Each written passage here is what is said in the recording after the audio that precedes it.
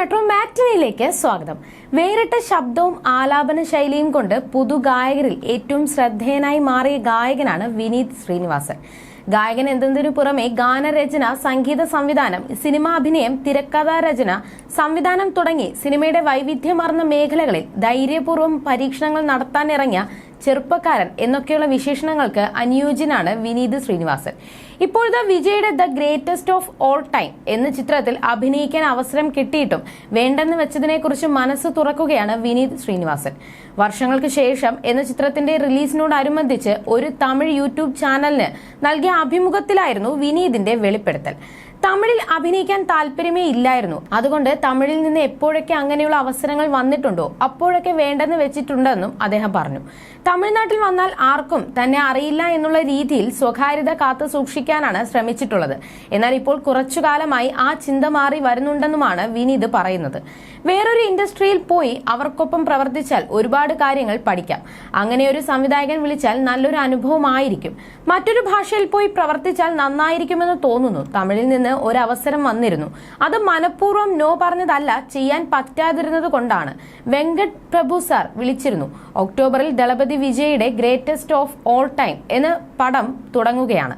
അതേസമയം തന്നെയാണ് ഞാൻ വർഷങ്ങൾക്കു ശേഷത്തിന്റെ ഷൂട്ടിങ്ങും ആരംഭിക്കാൻ വിചാരിച്ചിരുന്നത്.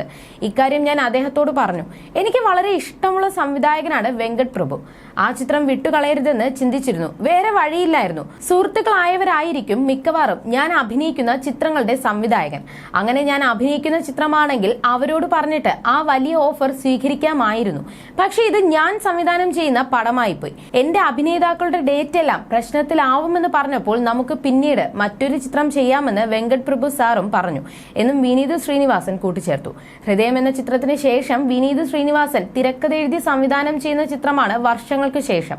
പ്രണവിനെ അഭിനേതാവെന്ന നിലയിൽ പ്രേക്ഷകർ അംഗീകരിച്ചത് വിനീത് ശ്രീനിവാസന്റെ ഹൃദയം എന്ന സിനിമയ്ക്ക് ശേഷമാണ്. ഇരുവരും ഒന്നിക്കുന്ന അടുത്ത സിനിമ എന്ന പ്രത്യേകത കൂടി ഈ ചിത്രത്തിനുണ്ട്. പ്രണവിനൊപ്പമുള്ള അനുഭവങ്ങൾ പങ്കുവച്ച് കാൻ ചാനൽ മീഡിയയ്ക്ക് വിനീത് നൽകിയ അഭിമുഖവും ഇപ്പോൾ സോഷ്യൽ മീഡിയയിൽ ശ്രദ്ധ നേടുകയാണ്. ഹൃദയം സിനിമ പോലെ ഒരു അനുഭവം ഉണ്ടാകുമോ എന്നറിയില്ല. 2 വർഷം ഒരു സിനിമയുമായി ഫുൾ ക്രൂ മൂവ് ചെയ്യുന്നു. 2019 ഞാൻ അപ്പു എന്ന പ്രണവിനോട് കഥ പറയുന്നത്. 2022 സിനിമ വരുന്നത്. അവസാന ദിവസം ഞങ്ങൾ കെട്ടിപ്പിടിച്ച് നിൽക്കുമ്പോൾ അപ്പു എന്റെ ചെവിയിൽ ഇനിയും ഒരു പടം ചെയ്യണമെന്ന് പറഞ്ഞു. എന്റെ ഉള്ളിലും അതുണ്ടായിരുന്നു. വർഷങ്ങൾക്ക് ശേഷം എന്ന സിനിമ പൂർത്തിയാക്കുന്നത് പൊള്ളാച്ചിയിലാണ്. തീരുമ്പോൾ എന്നെ കെട്ടിപ്പിടിച്ച് ഒരിക്കൽ കൂടി ഒരു പടം ചെയ്യാൻ തോന്നുന്നുണ്ടെന്ന് പറഞ്ഞു. ഈ സിനിമയിൽ അപ്പുവും ധ്യാനും തമ്മിൽ നല്ല സിംഗിലായിരുന്നുവെന്നും വിനീത് വ്യക്തമാക്കി. ടീസർ കട്ട് ചെയ്ത് കഴിഞ്ഞപ്പോൾ അപ്പുവിന്റെ മോഹൻ ചേട്ടൻ എന്ന അങ്കിളിനെ കാണിച്ചു കൊടുത്തു. പുള്ളി ടീസർ കണ്ടിട്ട് ആദ്യം എന്നോട് പറഞ്ഞത് ഇത് ഇവർ നമ്മുടെ ഇടയിൽ നിന്ന് ചെയ്യുന്നത് പോലെ ചെയ്തിട്ടുണ്ടെന്നാണ്. അവർ ലാലങ്ങളുമായല്ല താരതമ്യം ചെയ്യുന്നത്. അവർ നേരിട്ട് അപ്പുവിനെ അത്രയും ക്ലോസ് ആയി അറിയാം. ഹൃദയത്തിൽ പുതിയൊരു ലോകം എന്ന പാട്ട് ഷൂട്ട് ചെയ്യാൻ പോയി. അധികം ആളൊന്നും ഇല്ലാതെ 5-6 പേർ പോയാണ് ആ പാട്ട് ഷൂട്ട് ചെയ്തത്. ഒറ്റയ്ക്ക് കിട്ടിയപ്പോൾ അവന്റെ പെരുമാറ്റം കണ്ടപ്പോഴാണ് ഈ രീതിയിൽ സിനിമയിൽ വന്നാൽ അടിപൊളിയാകുമെന്ന് തോന്നിയത്. ലാലങ്ങളുമായി സാമ്യം തോന്നി. കുറെ കാര്യത്തിൽ അവൻ അച്ഛനെ പോലെ തന്നെയാണ്.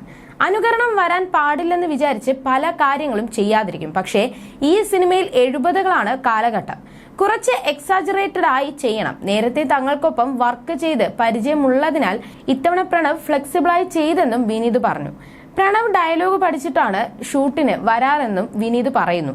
അവന്റെ ഡയലോഗ് മാത്രമല്ല, ഫുൾ സ്ക്രിപ്റ്റ് അറിയാം. തിയേറ്റർ ചെയ്തിട്ടുള്ള എക്സ്പീരിയൻസ് ഉണ്ട്. തിയേറ്ററിൽ ചെയ്ത് പരിചയമുള്ളവർ നേരത്തെ ഡയലോഗ് പഠിക്കും. അവരുടെ ശീലം അതാണെന്നും വിനീത് ചൂണ്ടിക്കാട്ടി. വർഷങ്ങൾക്ക് ശേഷത്തിന്റെ ലൊക്കേഷനിലേക്ക് ഒരിക്കൽ മോഹൻലാൽ വന്നതിനെക്കുറിച്ചും വിനീത് സംസാരിച്ചു. ഒരു സീൻ ലാലങ്കളിന്റെ വീട്ടിൽ ഷൂട്ട് ചെയ്യണമെന്നുണ്ടായിരുന്നു. ലാലങ്കൾ വന്നപ്പോൾ റൂമിനകത്തുമൊക്കെ ക്രൂ നിൽക്കുകയാണ്.